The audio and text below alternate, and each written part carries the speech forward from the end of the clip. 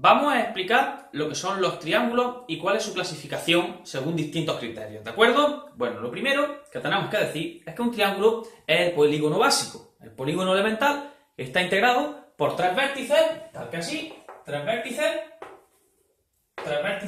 ¿vale? Que a su vez determinan tres lados. Triángulo, tres lados. Y tres ángulos, de ahí viene su nombre. Triángulo, tres ángulos, ¿vale? Tenemos los lados correspondientes a los vértices A, B y C. ¿Vale?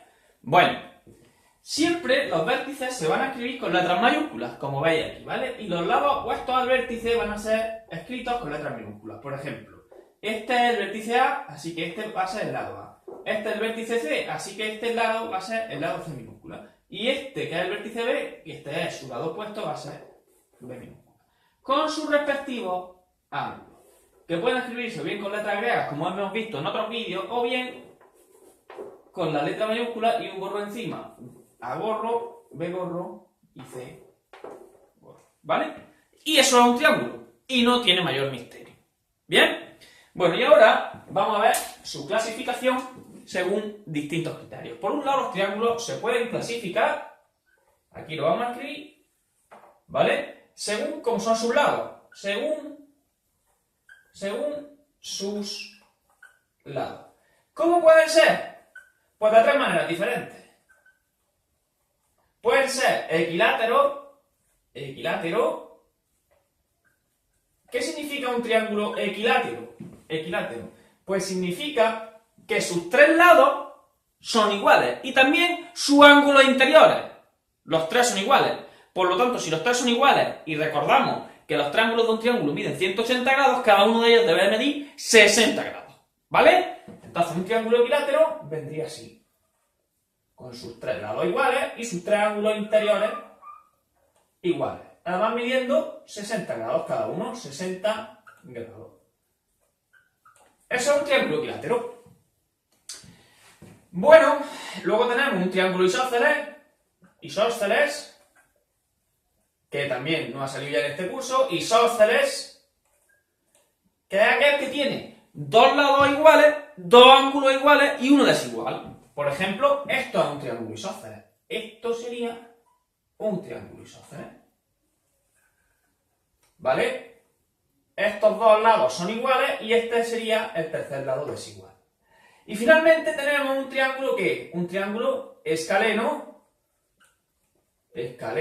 que sería aquel que tiene los tres lados ¿cómo? Los tres lados diferentes. Por ejemplo, eso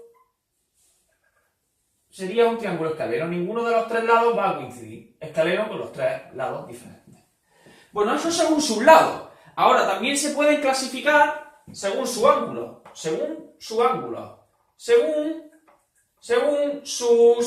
ángulos. ¿Cómo se clasifican? Pues vamos a verlo también en tres. Tenemos el acutángulo,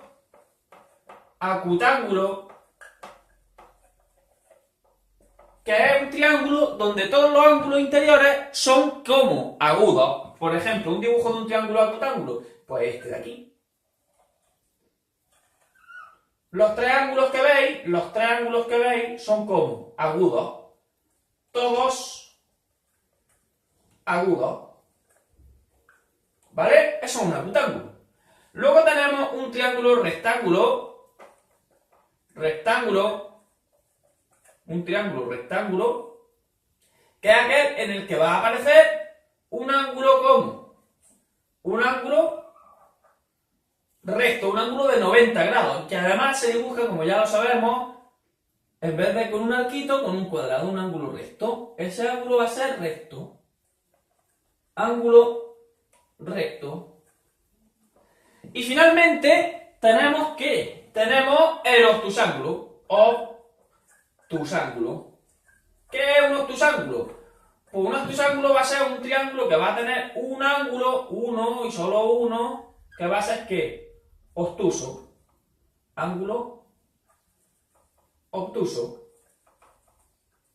¿Vale? Y esa es la clasificación de los triángulos. Y para terminar, deciros que vamos a prestar bastante atención ¿a cuál? Al triángulo rectángulo, porque es en base a este triángulo sobre el cual haremos el teorema de Pitágoras que veremos en vídeos posteriores, ¿vale? Bueno, pues hasta aquí una breve explicación sobre el concepto de triángulo, que es muy sencilla, la explicación es muy sencilla, y los tipos de triángulos que existen según su lado y según su ángulo, ¿vale?